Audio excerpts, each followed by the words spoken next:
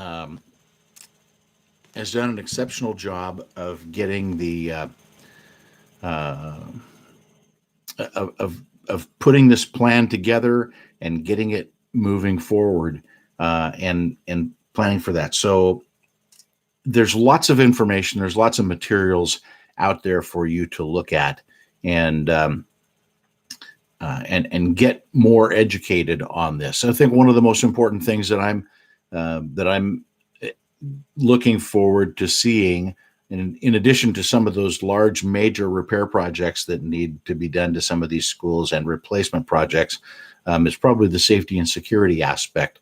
Um, It'll do a district-wide notification system.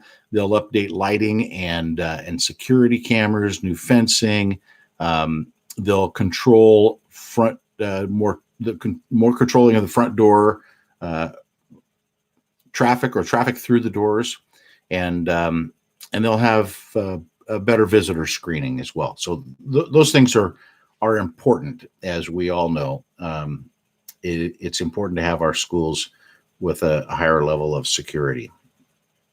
So let's take just a couple of minutes and talk about those Hawks. Okay, our 5-1 Seahawks.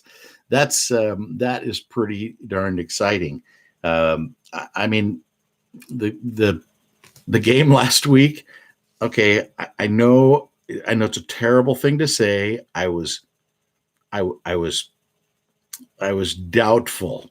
Okay, I had moments of doubt, whether or not we were gonna pull that one off, but we pulled it off, and Wilson is playing like an MVP. He's if he continues playing at the level that he is playing, and if the rest of the team, if Carson can continue to run like he's running, I mean, we're really seriously going to miss Disley. But then Lockett, has been doing a phenomenal job as well, and we've got Jaron Reed coming back. So anyway, there's a lot of really, really good things happening with our Seahawks, and we'll see how they do against the Ravens coming up on Sunday.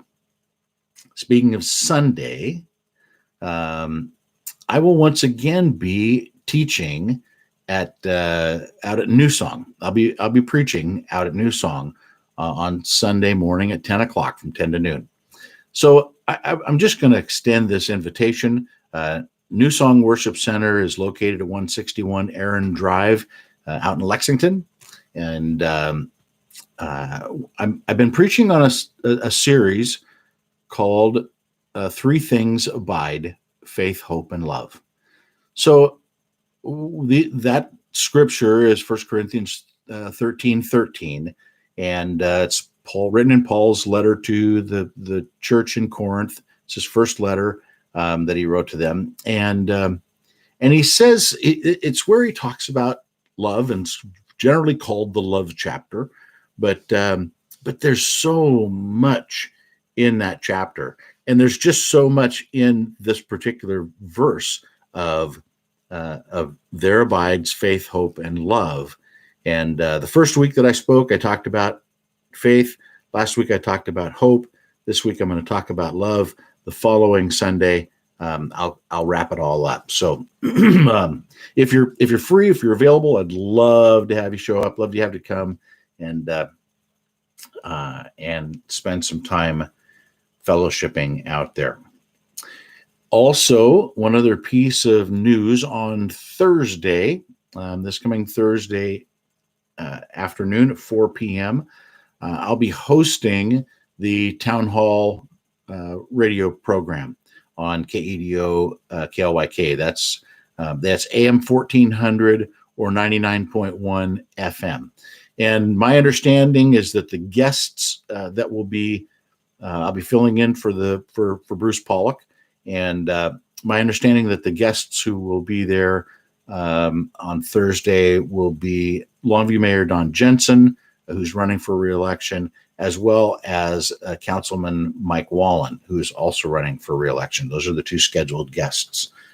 So join me 4 o'clock, 1400 AM, 99.1 FM on Thursday, and we'll be talking about some City of Longview issues and get the take on what the current mayor and the current councilman have to say, and sort of what their plans for the future are if they get reelected. Okay. Gosh, I can't hardly believe that took 15 minutes just talking about that stuff. I got a call not just a little while ago and asked to speak at to a group, and they want me to talk on the southern border issues from my trip to Arizona in 2017, and they said, if you could keep it around 10 or 15 minutes, and I'm like, don't think I can do my introduction in 10 minutes. Anyway, we'll make it work, and I'm sure that they'll have some questions as well, and that'll be great. I look forward to spending that time with them. I also do want to let you know that following this broadcast, I am going to do a few songs. So I will be signing off from here, and then doing some a few songs. I when I went down to Arizona, I want to talk about that for a minute, because my friend Mark Gilchrist is on here watching, and Mark Gilchrist was the undersheriff at the sheriff's office, and at the time, and he and I made that trip together, and not only was it a great time with Mark, who is my dear friend and has been for 40 plus years, but we learned so much. We got to see things that most citizens don't get the opportunity to see, and from a perspective that most citizens don't get an opportunity to see. So, anyway, it was quite a journey, well worth the investment, and there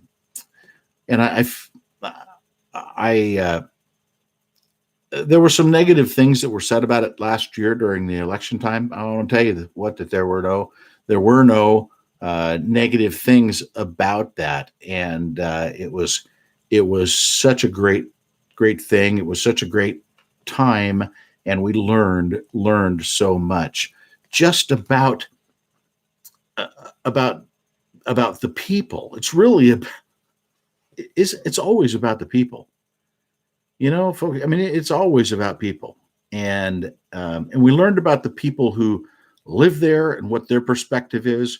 We learned about the people who are coming across, and the issues that law enforcement has in dealing with those who are coming across our border illegally, unlawfully, who are entering our country unlawfully. And I'm gonna tell you right up front, I believe, as they do down there, that we need some better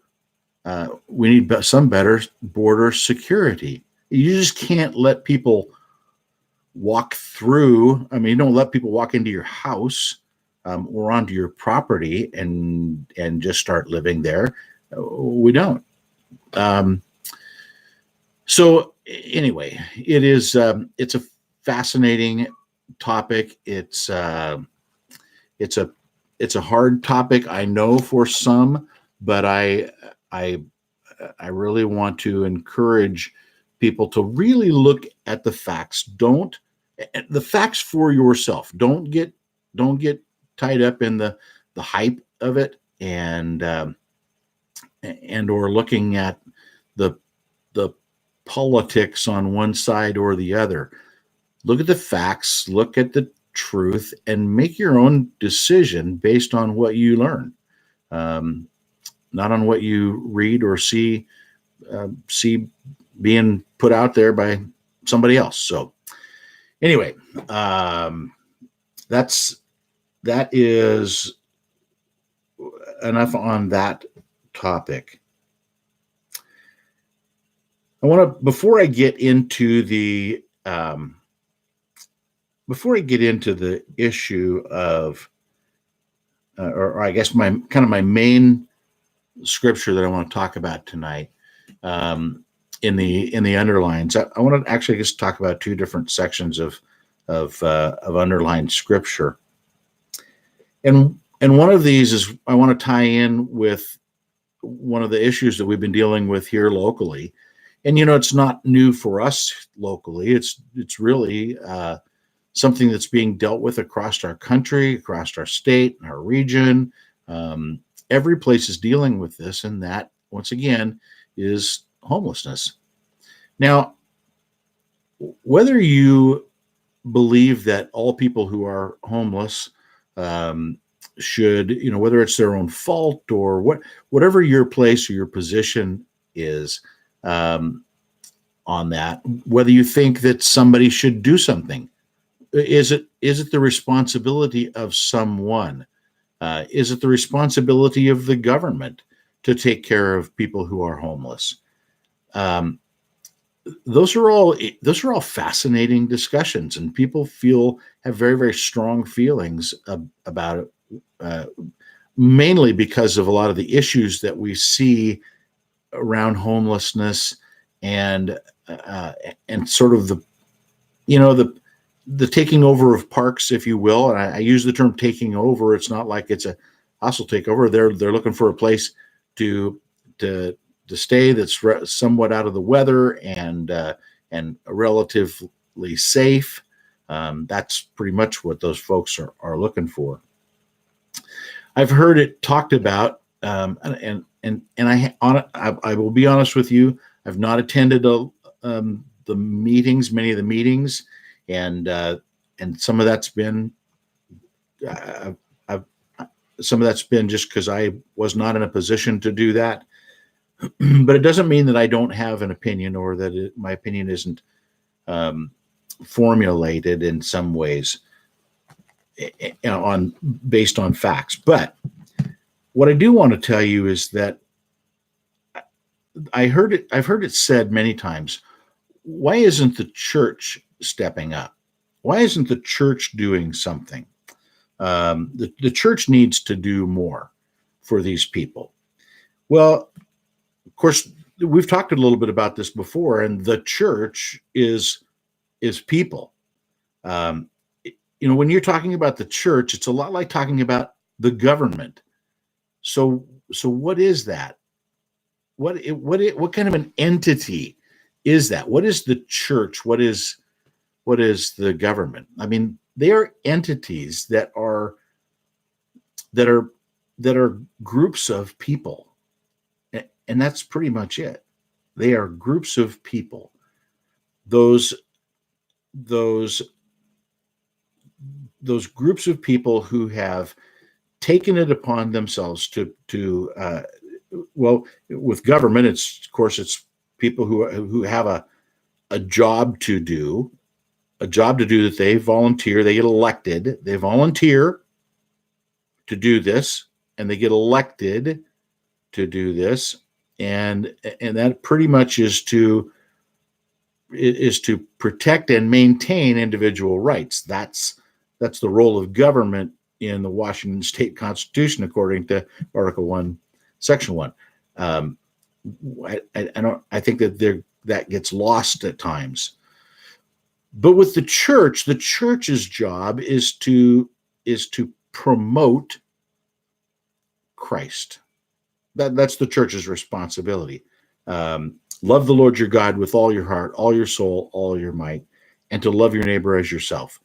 Those are the two primary responsibilities for all of us, but the two primary responsibilities of the church. Okay? I mean, that's what Jesus said. It's not confusing. That's just the truth. I read in the book of First John here recently. Um, when I was doing my studying and preparing for this teaching, um, in First John, and John was one of Jesus's disciples. Um, in fact, oftentimes when they refer to the disciple that Jesus loved, they're talking about John. John was one of Jesus's um, uh, very, very close disciples.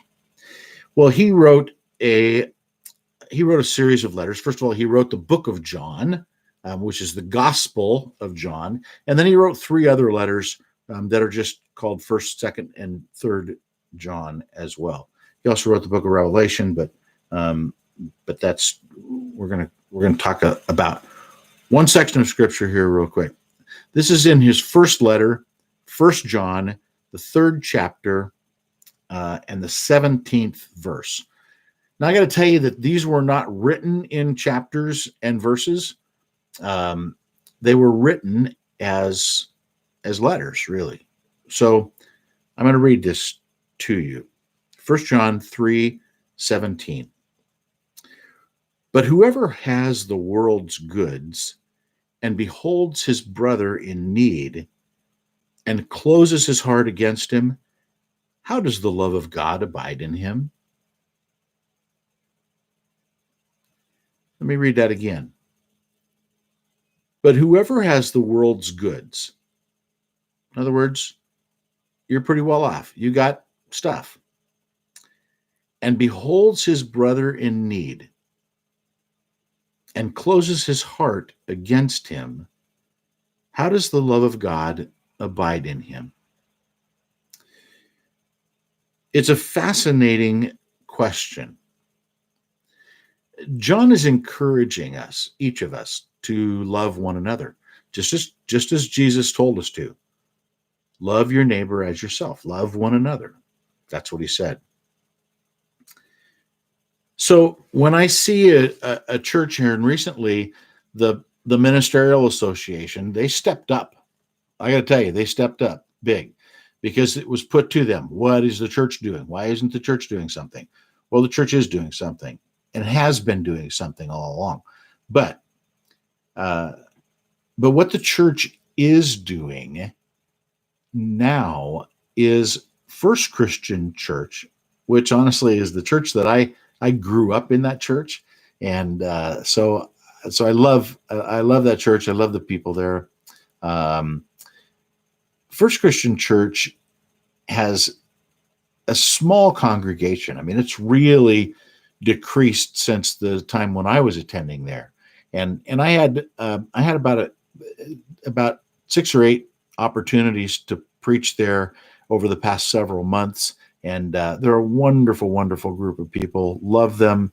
It's a great body of people, and we had some interesting discussions about this topic. And they have a fellowship hall.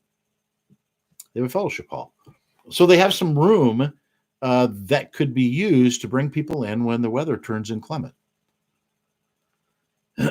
And so that's what they decided to do. Along with the Ministerial Association, they decided that they would open up their fellowship hall, which has a kitchen and access to restrooms, and they would allow homeless people to come in there when the weather was inclement. I love their heart. I love their heart. That is exactly what the church should be doing. And frankly, if you'll allow me, I'm not sure that I'm probably get in trouble for saying this, but from who? My wife? I don't know. But honestly, I don't know why certain county facilities or city facilities are not being opened up to use them. Quite honestly, the heart of God is to give to people and provide for people and care for people, and it also, to a certain degree, is the responsibility of the community. So if there is great concern, then maybe government facilities, which are owned by the people anyway, um, should be utilized for, at the very. I'm not saying let people move in. That's not what I'm saying. What I am saying is, during these inclement weather issues, there's a dependence upon people, to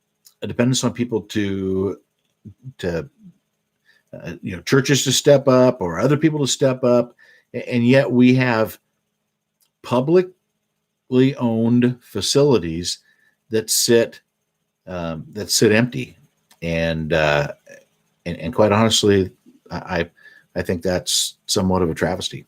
I think that they should at least be part of the discussion. That's all I'm saying.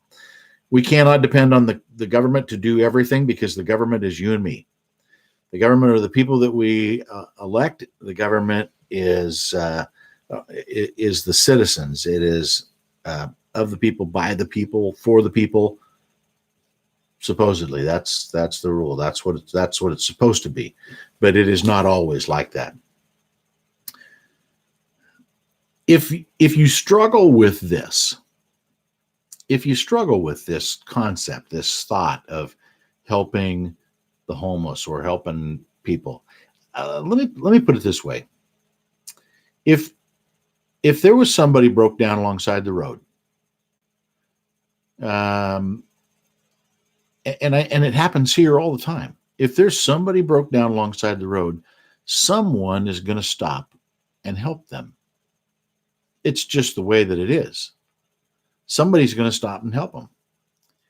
If I see it happen in this community all the time. If there's a fire, if there is a I don't know, if there's a fire, if there's some sort of tragedy, some sort of thing happens here, people step up. People step up, and they take care of things. They help one another. See it all the time. But homelessness has become an issue.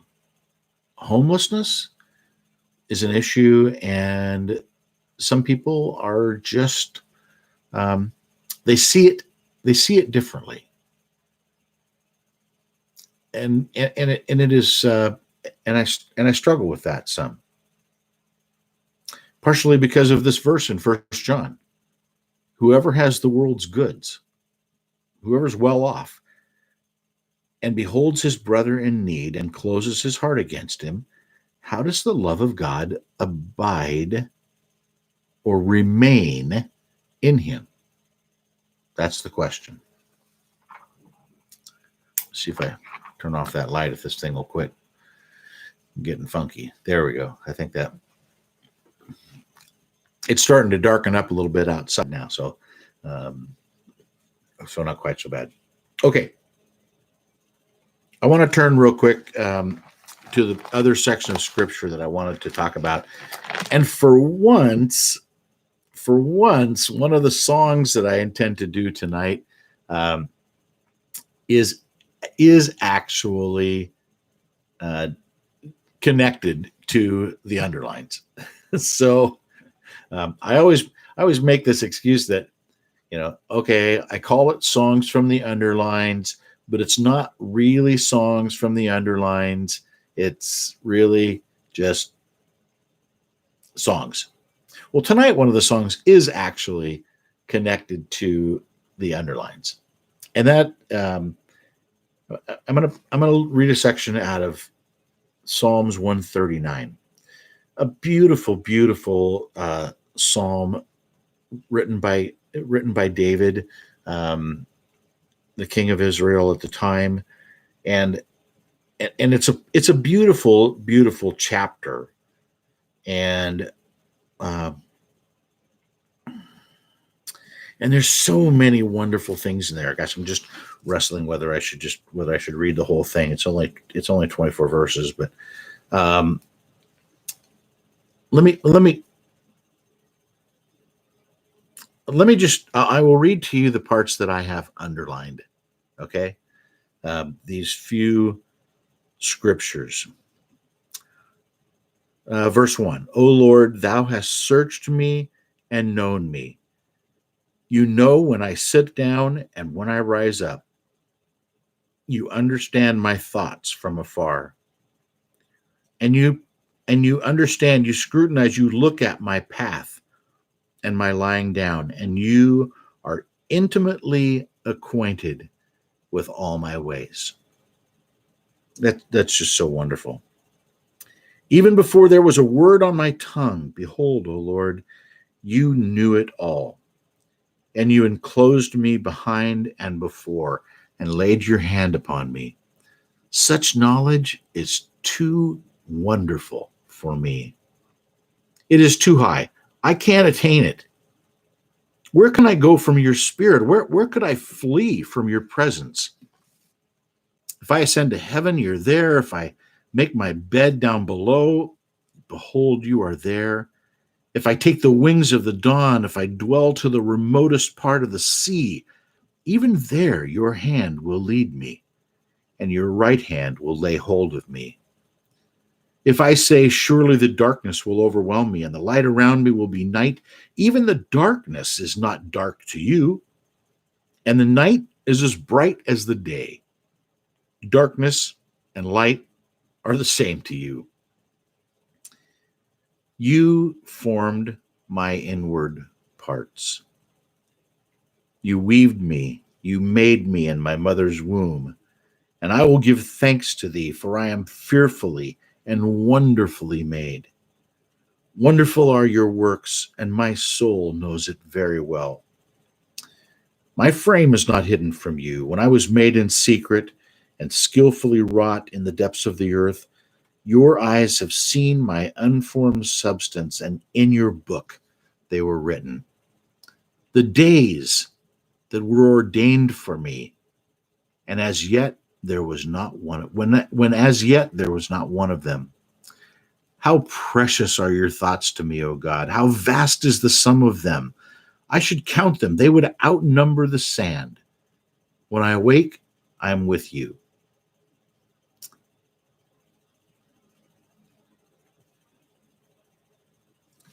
Search me, O God.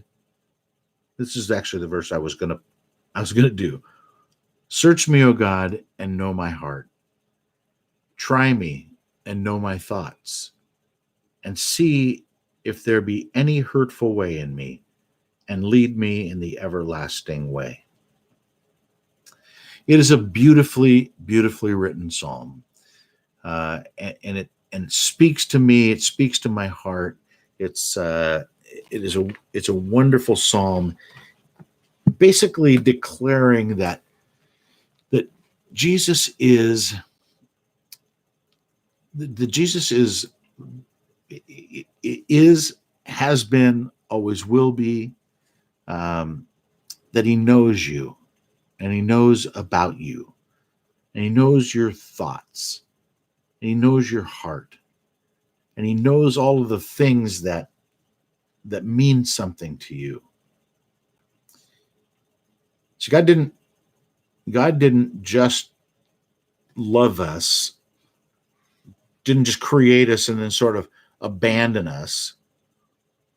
He loved us enough that he sent his own son to show us the way, to enable us to have relationships. The way where? I mean, what is it? He showed us the way to heaven? Well, yeah, kind of. But what he really showed us was how to have a relationship. What he really showed us was how to love. That's what Jesus really showed us, how to love. And that not only did God create but he has the ability to recreate, to reestablish you, me, for the purpose that he had for us in the first place. And that is to be loving, kind. It is to it is to care about one another. It is to take care of one another. It is to have a Christ-like spirit and a Christ-like heart. Just as simple as that. It doesn't get any simpler other than Jesus is our hope. Jesus is our salvation. And yeah, I've been preaching lately, and I'm preaching again. So I'm not ashamed of that. Hear it. Hear my words. Hear my words and look to God, because he has answers where you don't even know the question. All right. I am going to wrap this up. Again, I have so appreciated you all joining with me tonight. I'm just so happy that you could be here with me, and I really hope that you all have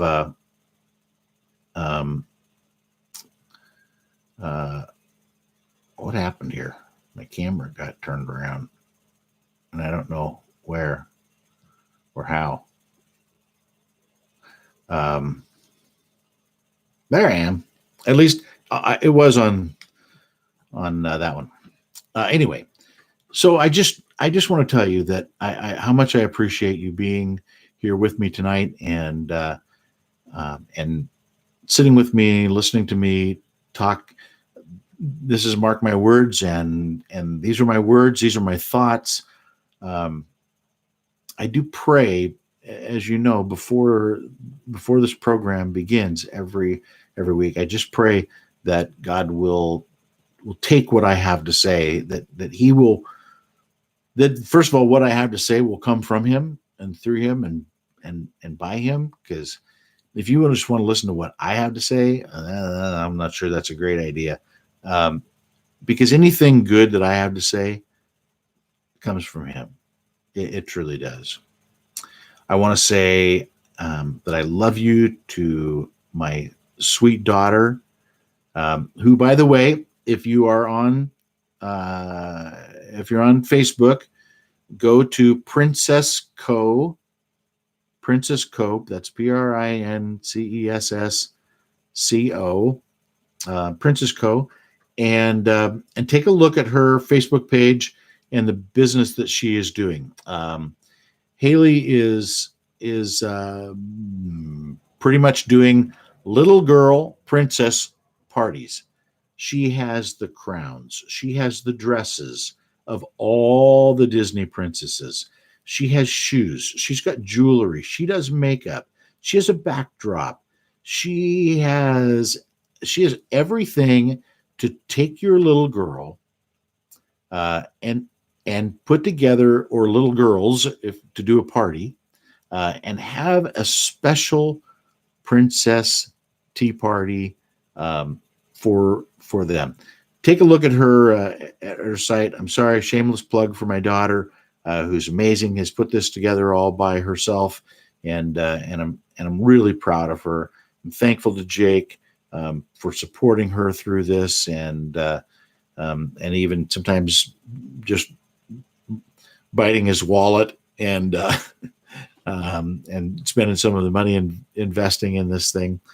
But it's very exciting. She's got several bookings up again. Also, I want to give a shout out to Longview Donuts LLC. They're and only because doggone, they make some pretty good maple bars there. That's not why I look like this, just so you know. I look like this from pizza and that kind of stuff. But anyway, they make fabulous donuts, pastries there. So give them a try. They're right there at 10th and Ocean Beach Highway. In the old Zojo's, the old camera shop thing that used to be there. So anyway, stop in, give them a try. They also make delicious breakfast sandwiches and such. With that, I am going to say thank you all.